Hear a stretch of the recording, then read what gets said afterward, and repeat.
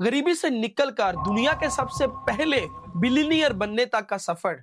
दोस्तों, आज की वीडियो में हम बात करने वाले हैं एक ऐसे इंसान की जिसके पास इतनी दौलत थी कि वो चाहता तो पूरी इकोनॉमी को खरीद सकता था, जिसने ऑयल का बिजनेस नहीं किया बल्कि इस बिजनेस को कंट्रोल किया।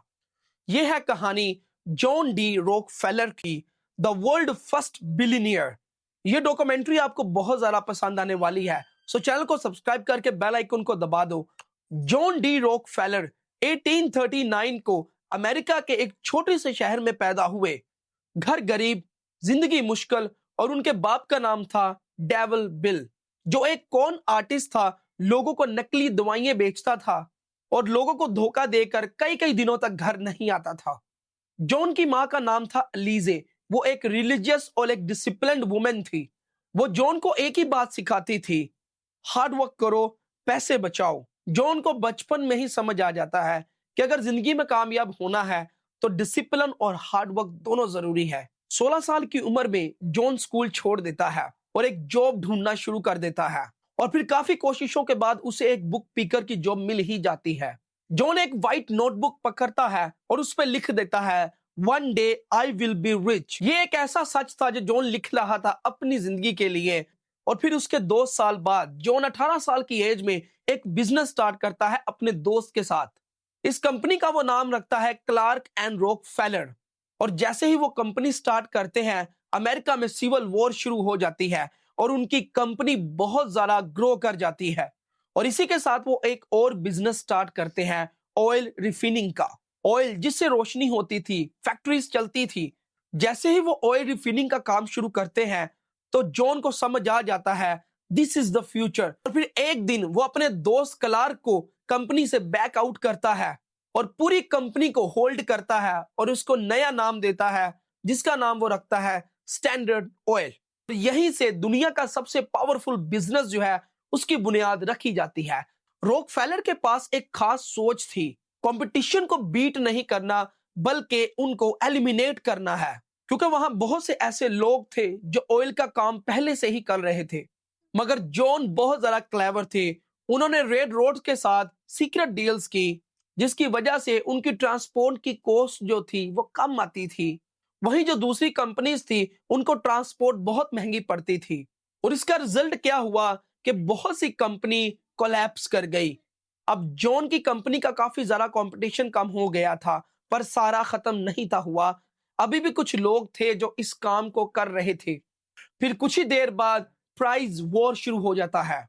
जॉन अपनी कंपनी की प्राइस को लो कर देता है, और जब दूसरी कंपनीज अपनी प्राइस को लो करती हैं तो वो बहुत ज्यादा लॉस में चली जाती हैं। और जॉन क्या करता है, वो दूसरी कंपनी को खरीदने की ऑफर करता है, और फिर इसी तरह जॉन सारी कंपनीज को खरीद लेता है। क्लीवलैंड मैस्करे के दौरान 26 कंपनीज थी, जिसमें से 22 कंपनी जो थी वो जॉन खरीद लेता है। इस बात से एक मैसेज क्लियर हो गया था। वो सारे लोग कहते थे कि हम स्टैंडर्ड्स ऑयल यानी जॉन डी रॉकफेलर को कॉम्पिटिट नहीं कर सकते। रॉकफेलर हर चीज में कंट्रोल चाहता था, rail transport, refineries, warehouses, pipelines, सब कुछ। इस मॉडल को कहते हैं वर्टिकल इंटेग्रेशन।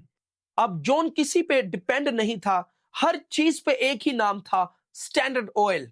इसी वजह से लोग इस बिजनेस को नाम देते हैं द ऑक्टोपस। और जब जॉन सारी ऑयल बिजनेस की कंपनीज को कोलैप्स करवा देता है, फिर एक सबसे बड़ा कॉम्पिटिटर इसके सामने आता है, रेल रोड का। इस बंदे का नाम था टॉम स्कॉट। फिर इन दोनों कंपनीज के दौरान रेल वॉर शुरू होती है, और फिर एक और तीसरा बंदा इनके सामने आता है, Andrew Carnegie, the king of steel companies. John Rockefeller अपनी लाइफ को डिसिप्लिन के साथ गुजारता है, जैसा कि उसकी मां ने उसको सिखाया था। और फिर आखिरकार वो दिन आ जाता है कि वो दुनिया का सबसे पहला बिलियनियर बन जाता है। मगर हर पावर के साथ क्रिटिसिज्म भी होता है। लोग कहते रॉकफेलर ने फेयर कंपटीशन मार दिया, और गवर्नमेंट इस चीज को बहुत स्ट्रिक्टली लेती है। वो स्टैंडर्ड ऑयल की बहुत अच्छे से तफ्तीश करती है। और फिर 1911 को रॉकफेलर की जो स्टैंडर्ड ऑयल कंपनी थी उसको 35 हिस्सों में तकसीम कर देती है। पर इस बात से भी रॉकफेलर की कंपनी को नुकसान नहीं होता, क्योंकि उसकी कंपनी जो 35 हिस्सों में एक्सपैंड कर दी गई थी, छोटे छोटे हिस्सों में, वो दिन ब दिन तरक्की करते हुए और ज्यादा बिजनेस कर लेते हैं। रॉकफेलर 97 ईयर तक जीता रहा और जब वो दुनिया से गया तो पूरी इकोनॉमी और बिजनेस का जो तख्ता था वो पलट गया। सब की सब कंपनीज लॉस में जाना शुरू हो जाती हैं। आज के दिन अगर हम रॉकफेलर की डॉक्यूमेंट्री या स्टोरी को पढ़ें तो हमें क्या सीखने को मिलता है? डिसिप्लिन पावर है। कोई अच्छी बिजनेस स्ट्रेटजी हो तो आपका बिजनेस सक्सेसफुल जरूर होता है।